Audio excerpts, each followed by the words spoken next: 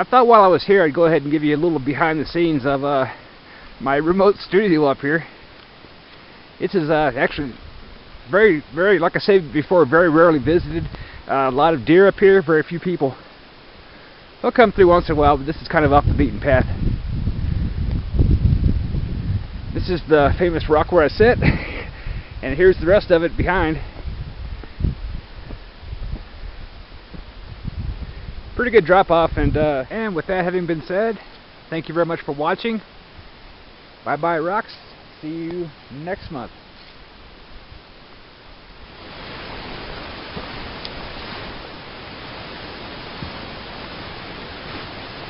Well, thanks very much for watching the Sullivan's Project's mid-month review for the month of February 2013. I really do love it up here on Mount Lemmon, and today is really a great day to do some photography. Still a little bit of snow on the ground. Most of it's actually melted. And actually the reason I'm up here without a coat, I did bring a coat for when it gets colder, but it's really pretty warm today up here. I'm really surprised. Just a little bit of wind, so I apologize for any noise there. Once again, it's very exciting to have two separate projects in production at the same time. One is a original live-action comedy slash hopefully parody original picture. I haven't really done anything like that in quite a few years, and this will be a full-length, full-blown production to be filmed in southern Arizona and southern California over the course of this year.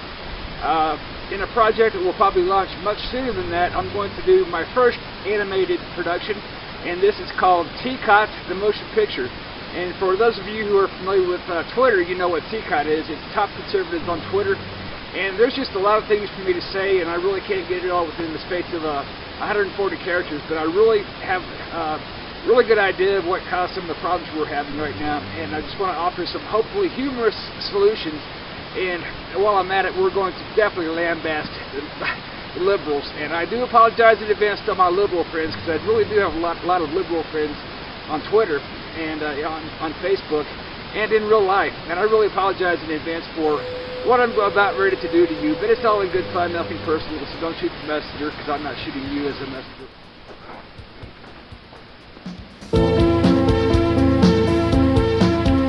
Thanks very much once again for watching the Sullivan's Project's mid-month review for February 2013. And I'm up here at the U of A Observatory. I think it's called the Stewart Observatory. And they do some great work up here. And I've never been invited inside, but sometime maybe I can meet somebody down there in the U of A who can get me in for an overnight, because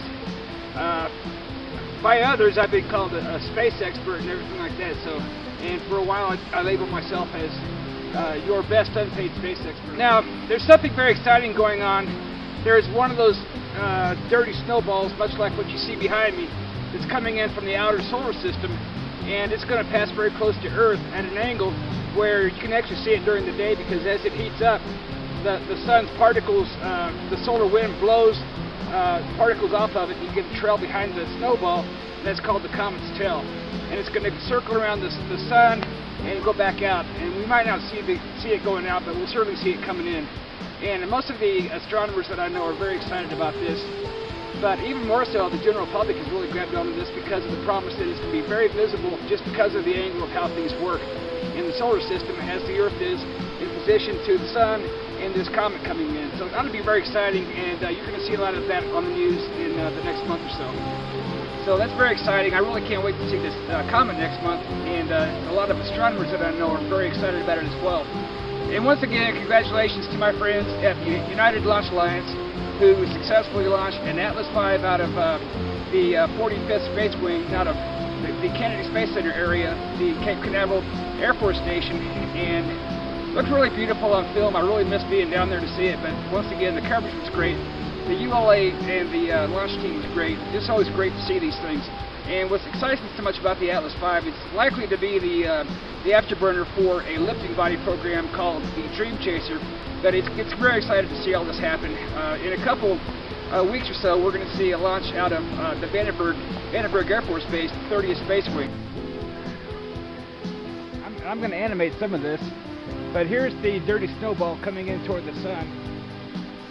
And what you're going to see is, and I'm going to animate this part, is probably turning a little bit, but whatever side is facing the sun, it's going to blow off that comet tail, always away from the sun. So if it's coming toward the sun, it's still going to be blown away from the sun.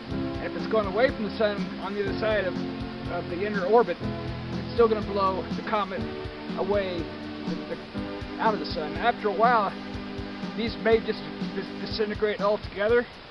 And the other alternative is that once they're all gone, you probably have some kind of an inner core inside, but it's actually pretty rare.